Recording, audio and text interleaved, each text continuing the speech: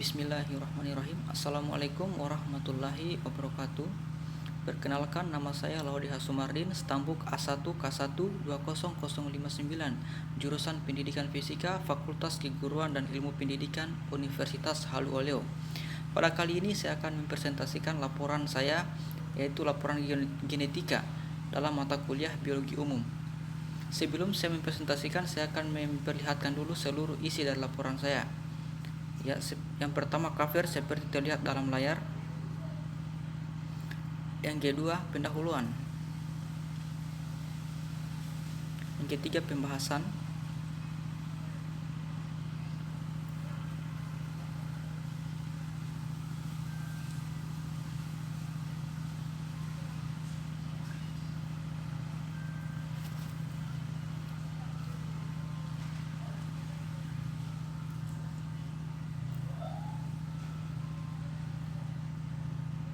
Yang keempat, kesimpulan atau rangkuman.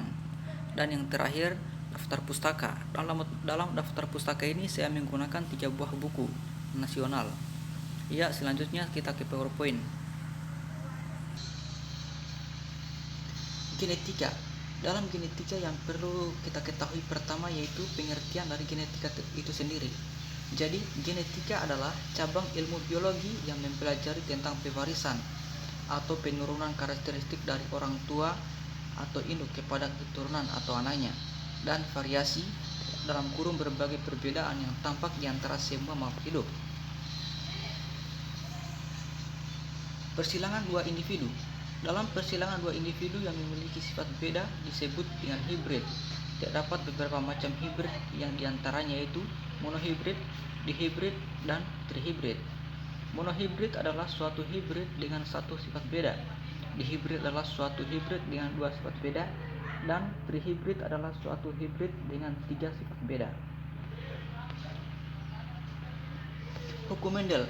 Dalam hukum Mendel terdiri atas 2, yaitu hukum 1 Mendel dan hukum 2 Mendel. Hukum 1 Mendel dikenal dengan pemisah gen yang sealel. Sifat dominan yang tidak muncul secara penuh disebut dengan sifat intermediate. Hukum 2 Mendel.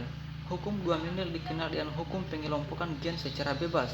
Hukum 2 Mendel ini dia terdiri atas 3 bagian. Yang pertama, perkawinan resiprokal, perkawinan balik, dan uji silang.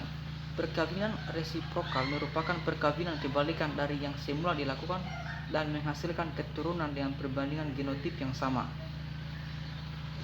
Perkawinan balik atau backcross ialah perkawinan antara individu F1 dengan salah satu induknya. Dan yang terakhir, uji silang, yaitu test cross, ialah perkawinan antara individu F1 hibrid dengan individu yang homozigot resesif. Penyimpangan semu hukum Mendel. Penyimpangan semu hukum Mendel yaitu penyimpangan dasar, pola dasar yang dikemukakan dalam hukum Mendel tetapi sebenarnya merupakan modifikasi hukum Mendel. Jadi penyimpangan semu hukum Mendel ini hanyalah modifikasi dari hukum Mendel tersebut. Yang pertama itu epistas dan hipostas, kriptomeri, atavisme, polimeri, dan gen komplementer. Epistas dan hipostas merupakan salah satu bentuk interaksi gen. Dalam hal ini gen dominan mengalahkan gen dominan lainnya yang bukan sealel. Jadi hipostas dan hipostas dan epistas ini merupakan satu bentuk interaksi gen di mana gen dominan akan mengalahkan gen dominan lain yang bukan sealel, yang tidak sealel. Kriptomeri merupakan peristiwa gen dominan seolah-olah tersembunyi bila berada bersama dengan gen dominan lainnya dan akan terlihat bila berdiri sendiri. Jadi kriptomeri ini gen dominan akan terlihat bila dia sendiri saja, dia berdiri. Sedangkan akan nampak tersembunyi atau transparan jika dia berada bersama dengan gen dominan lain. Atavisme merupakan peristiwa munculnya sifat baru pada F1 dan F2. Polimeri adalah pembastaran homozigot yang banyak sifat beda yang berdiri sendiri-sendiri tetapi mempengaruhi bagian yang sama pada suatu organisme. Jadi polimeri ini dia pembastaran homozigot yang memiliki sifat beda dan berdiri sendiri-sendiri, tetapi dia mempengaruhi suatu organisme pada bagian yang sama. Gen komplementer. Gen komplementer adalah gen-gen yang berinteraksi dan saling melengkapi.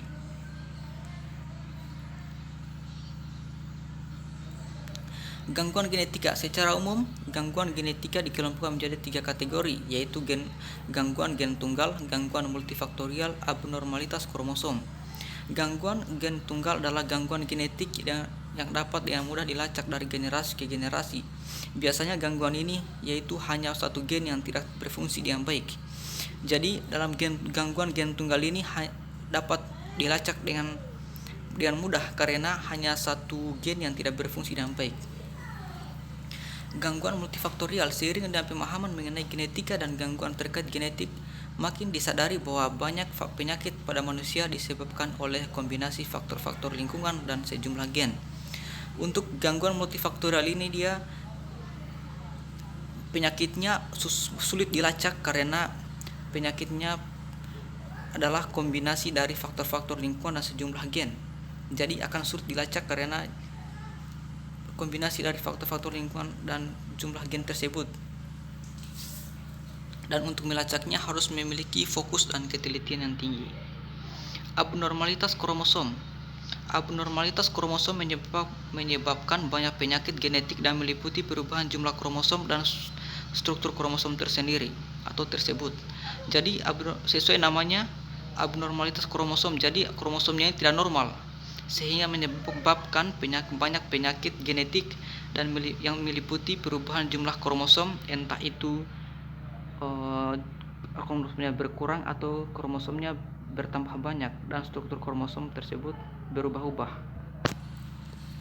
Manfaat genetika. Sebagai ilmu pengetahuan dasar genetika dan konsep-konsep di dalamnya dapat berinteraksi dengan berbagai bidang lain untuk memberikan kontribusi terapannya. 1. Bidang pertanian. Kontribusi genetik di bidang pertanian, khususnya penggunaan tanaman dan ternak, boleh dikatakan paling tua. Persilangan konvensional yang dilanjutkan dengan seleksi untuk merakit bibit unggul baik tanaman maupun ternak menjadi jauh lebih efisien berkat bantuan pengetahuan genetika. Jadi berkat manfaat dari genetika ini, persilangan konvensional yang dilanjutkan dengan seleksi untuk merakit bibit unggul menjadi lebih efisien. Bidang kesehatan. Salah satu contoh klasik kontribusi genetik di bidang kesehatan adalah diagnosis dan perawatan penyakit fenilketon urani. Jadi pada bidang kesehatan manfaatnya yaitu dalam mendiagnosis dan perawatan mengenai penyakit fenilketon urani atau PKU. Bidang industri farmasi. Teknik rekayasa genetika memungkinkan dilakukannya pemotongan molekul DNA tertentu. Selanjutnya, fragmen-fragmen DNA hasil pemotongan ini disambungkan dengan molekul DNA lain sehingga terbentuk molekul DNA rekombinan. Jadi manfaat pada bidang industri farmasi yaitu memungkinkannya melakukan pemotongan DNA orang lain. Selanjutnya, fragmen-fragmen DNA hasil pemotongan tadi disambungkan dengan molekul DNA lain sehingga akan terbentuk molekul DNA yang berkombinasi atau rekombinan. Bidang hukum. Sengketa di pengadilan untuk menentukan ayah kandung bagi seorang anak secara klasik sering diatasi melalui pengujian golongan darah. Pada kasus-kasus tertentu, cara ini dapat menyelesaikan masalah yang cukup memuaskan, tetapi tidak jarang hasil yang diperoleh kurang meyakinkan. Belakangan ini dikenal cara yang jauh lebih canggih, yaitu uji DNA. Jadi untuk melalui pengujian golongan darah itu hasilnya kurang meyakinkan karena dalam setiap keluarga dan golongan darahnya itu bisa sama dengan keluarga lain kecuali tes DNA. Untuk tes DNA ini dia hanya orang tua dan anaklah yang memiliki DNA yang sama. Bidang kemasyarakatan dan kemanusiaan. Contoh kontribusi pengetahuan genetik di bidang kemanusiaan antara lain dapat dilihat pada gerakan yang dinamakan eugenika, yaitu gerakan yang berupaya untuk memperbaiki kualitas genetika manusia. Jadi dalam eugenika ini contohnya dia dalam konsultasi sebelum perkawinan atau pernikahan. Ya, terima kasih. Mungkin itu saja yang dapat saya sampaikan pada kesempatan ini. Lebih dan kurangnya mohon dimaafkan. Billahi taufiq wal hidayah. Assalamualaikum warahmatullahi wabarakatuh.